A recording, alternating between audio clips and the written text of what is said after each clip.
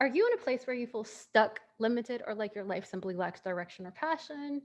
Then I want to show you an easy natal chart hack that can help. This is really the secret to identifying your hidden potential, overcoming limitations, and creating your own unique laws of power and life map. Interested? Cool. Let's dive in. I'm Katie. I'm a research astrologer and multidisciplinary artist that has used astrology to build my platform to over 200,000 followers on TikTok in like a year and a half, create artwork that's authentic but plays into what people like about me, what they're attracted to, and to build an online career as a full time creator, just using my natal chart and astrological timing. The method we're discussing has worked for me. It's worked for every one of my friends that I've taught it to, even the ones with no background in astrology, and it's worked for all of my astro business and life coaching clients. The secret tool to unleashing hidden potential and overcoming oppressive structures and cultivating and maintaining power is your Pluto placement and your Saturn. Katie, what does that mean? Can you explain? I would love to. Astrology is a tool for unleashing hidden potential, overcoming oppressive structures, and cultivating and maintaining power, which is basically an intro to the planet Pluto. And then, as we look here, astrology as a tool for cultivating a life path and living one's true purpose. Intro to Saturn. Who would think it? Part of this is because Saturn is associated with power, authority, restriction, control, discipline, maturity, limitation, status, and fame. So when we think of Saturn, we can look to areas to where we're being restricted in ways that we haven't noticed consciously, but we can also see how to turn those restrictions into status boosters. And that's why we look at Saturn. Pluto is associated with power, magnification, magnetism, control, obsession, transparency, the afterlife, rebirth, mysticism, and all things occult. Okay. And the reason we use it is because one, it can show us again the areas where we are being controlled, where we are addicted to things that aren't good for us, but it can also show us how we can break out of situations that make us unhappy. Okay. And so when we look at the natal chart, this is just like an imaginary chart. You have 12 houses. Everybody has 12 houses. Everybody has 12 houses. Everybody has 12. Log out a co-star and pull up a real natal chart. Look at the wheel. You have 12 houses, which has all 12 signs. The 12 houses organize all areas of life into 12 sectors. The 12 signs describe the nature, quality, and situations that are likely to occur in those areas of life. The 10 planets, four astrological points, and two nodal points of the moon, and numerous asteroids, there's so many, explore our experiences in this area of life. Okay. So, like, you have to look at the chart as a whole to understand what's happening. But we break it down bit by bit, sector by sector, depending on what questions that we have about life when we want to reference astrology or the natal chart for help. Okay. And so, here's my personal natal chart. And so, let's look at some of the themes that we're discussing here and the ways that I've used my chart. This is Placidus. We're going to look at both Placidus and whole sign because they go together, they work together. Placid, Katie's life through the natal chart, and Placidus. Pluto's in the ninth house. Saturn is in the 12th. Pluto is touching Chiron in the sixth house. Pluto is also touching the ascendant and the moon in the 12th. Saturn is touching Venus in the 8th. Saturn is also touching Chiron. So let's talk about this really quick. Pluto in the ninth. The ninth house is the house of higher education, foreign travel, distant seas, being a sage, higher thought, elevated ideas, and teaching. Saturn is in the 12th. The 12th house is the house of hidden things, hidden enemies, things that have been lost, the psyche, the subconscious. Pluto, which is our planet of power and expansion that helps us to break out of situations that are oppressive, is touching Chiron. Chiron is the planet of pain, trauma, and the wound in the sixth house, in the workplace. And so it means Katie brings her trauma to work, which no surprise that I do life consulting through astrology because I'm teaching people my life path and how I changed my life. I made my life's wounds my work, essentially, whether it's astrology or my art, because I sing a lot about my experiences in my music as well. And so this is something, but doing so is part of what helps me to build status and power and overcome in this world because it's touching Pluto. So it's expansive and it helps me to reach far in distant places because it's touching Pluto in the 12th house. Pluto is also touching the ascendant, which is what everybody can see. Your ascendant is your visibility, and it's touching the moon in the 12th house. So the moon is like the feelings, the emotions, the way we process things. So again, when I take my not just my thoughts in my feelings, but my deeply seated, buried feelings, because they're in the 12th house of hidden things, and use those, transmute those things, it results in power for me. But that's hard for me because it's hidden in my 12th house, right? And so if I was a person who's like, why can't I break out with my music? Why doesn't my art reach people? Why doesn't my content reach people? I might look at my chart and go, oh, it's because Pluto is touching the moon, which are my feelings and thoughts, and the moon is in my 12th house, which is the house of hidden things. And so now I see very clearly something to bring to my awareness. Oh, am I hiding the parts of me that are the most transformative and powerful? Am I hiding the parts of me that lead to rebirth? Because Pluto is rebirth. Huh. But not only that, it's touching the ascendant the way I'm seeing. So like maybe I'm not giving myself enough authority and power. People really do see me as a person who is powerful and capable. People are attracted to me. I am magnetic. And so now I have a strategy for like, okay, let me find a way to put myself out there more. Let me find a way to be more magnetic. But not only that, the moon is in Aquarius. And so Pluto is touching the house that is being ruled by Aquarius, which is the internet. So here, sharing your stories on the internet. Hello. But moving on, Saturn is touching Venus in the eighth house. So Saturn is in the 12th and is touching Venus in the eighth. Venus can be money, it can be relationships, it's aesthetic, it's all of those things. And the eighth house is the house of rebirth, transformation, um, tower moments, if you're familiar with tarot. And so it's like a lot of it's awful to say. She shouldn't say it, but it's true.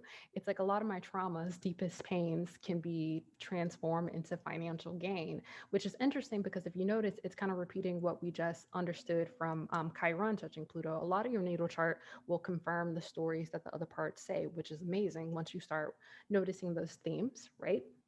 And so, what we learned from that is like, wow, if Katie can kind of find a way to transmute those parts of her that she's comfortable with showing, because also it doesn't mean that I have to give everybody every part of me ever.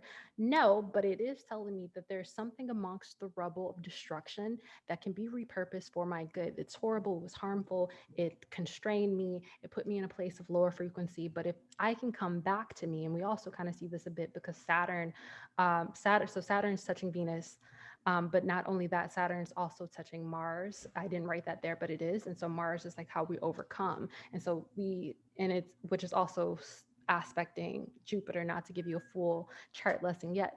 And so, but all we see is like, hey, I can transmute those things. And so if you look at your chart and you find, okay, where's Saturn? What is it touching? Because aspects, which represent the relationship between two planets, are very important. What other planets are Saturn and Pluto touching? Right? What sign are those planets in? What houses are they in? Right? So you really do some exploring there, and you can like just Google things like Chiron and Leo, Chiron and Cancer. If you Google those things, you will get a lot of in-depth articles about it. There's a lot of free information, so don't fret if you don't know what they mean off the top of your head. It will make sense to you if you do your Googles or if you have an astrology book to skim through. Right? Saturn's also touching Chiron just like Pluto is. So it's repeating the story up there. And so now I have a strategy. I'm like, okay, I need to learn how to be authentic. I need to figure out how to bear my soul in a way that's comfortable. How do I take my trauma to work with me in a way? And so me talking about my experiences that I have healed from, not things that can still trigger me in working spaces and also in the spotlight, because Leo is the spotlight, it's arts, it's creativity. So this is all about me singing about my pain, but also bringing this into spaces like this is it's a reminder. And so I would like make a little doodle there in my little astrology life path map journal. Here's the strategy I can use to overcome limitations, right? But also let's take a look at, oh yeah, I was like, here's some photos of this in action. Pluto in the ninth house things, power zones. This is me playing the Hard Rock Cafe in Barcelona, Spain, right?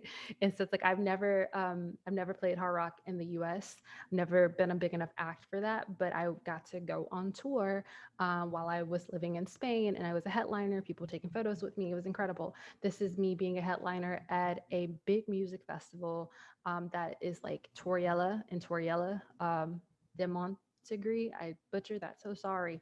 Which is like a small town in Spain, not far outside of Barcelona. It has anywhere from like 10 to 20,000 participants, and my band and I, we were a headliner on the first night, which was like incredible. And so this is me finding success in foreign places because remember, Pluto is in the ninth house. And so it's like power in distant places when you travel. It's also higher education. And so here is me like at Berkeley, this is me. And that's Big Frida. If you're not familiar with what is it, more urban contemporary music, Big Frida is like a huge name in like the bounce music community. Big Frida was sampled on Drake's Nice for What, but also a couple of Beyonce's projects, one from Lemonade, and then most recently Break My Soul. And so Big Frida's huge. And so I got to like learn from Big Frida, which was incredible while I was at school. So again, power in higher education. And similarly, this is, if you don't know who this is Beyonce's publicist, basically. This is Yvette Noel Shore. And so I got to learn from Noel, right? Got to maybe one of the most powerful women in the world through working for or working for us, like I don't want to say that, collaborating with, partnering with one of the biggest stars of all time. Got to like meet her in person, chat with her, things that I couldn't. I actually like filmed this interview from Big Frida, could not film the things with Noel for confidential reasons. But like, do you see what I mean? Like leaning into opportunities for higher education put me in positions to meet people who could transform my life and career, which is why a lot of times I'm like, people have no idea the things that I've accomplished just because I'm not necessarily mainstream, but I've been in a lot of rooms with a lot of different people. A lot of very important people not only know my name, they know my work. But moving on, right? Pluto in the ninth house aspects, some of the aspects we see. So it's aspecting my 12th house, which is in Aquarius. And Aquarius also rules over change and rough formation. And so pushing things forward. And so this is a picture of me at a protest promoting I have a rights organization. It's an organization. We don't have nonprofit status yet, but we're gonna get it. But it's a rights organization that supports women who have experienced domestic abuse, who have been sexually assaulted, anything like that. And so this is me at a protest. For it's actually Black Lives Matter, but like the organizer here, who is a very lovely person named Jordan, told me that I could come and like present my stuff and talk about what I had going on at they made space for me, and so I did so. And this is us in the paper, and that work coupled with my artistry allowed me to land on the Memphis 20 under 30. My hometown is Memphis, and so like they included me in their class of 2021. So again, notoriety, power, collective groups coming together, me being able to step into positions of leadership through my ninth house Pluto things. Also, we see here. So up here, this is just a photo that represents my art. And so this is me. This is a photo from a project that has to do with like my mommy trauma, right? Which just represents my music as a whole and how that helped me to land, become an iHeartRadio artist. I am like a iHeartRadio newcomer. I was on their newcomer list in 2017, I want to say, and I got to do a tour of the lounges, and so positions of power. So just examples of what that looked like. So let's look at whole sign. Um, a couple of things move, right? Pluto's now in the eighth. We won't dig into this, but the themes from the Pluto and the ninth repeat here as well. Saturn has moved to the 11th, which is what I wanted to focus on this slide. Because again, we see these things because it's still in Aquarius. So the 11th house has to do with networks, groups, organizations, peers. And so already, do you kind of see how that connects to what we just talked about? So Saturn, again, is status and authority, and it's in the 11th house of groups and peers and networks. And so we've already seen that I have some really amazing people in my network. And I think in the photo down here, did I put it like here, Alfredo Gonzalez hit me up. Hey, I'm a Berkeley alum. I listen to your music.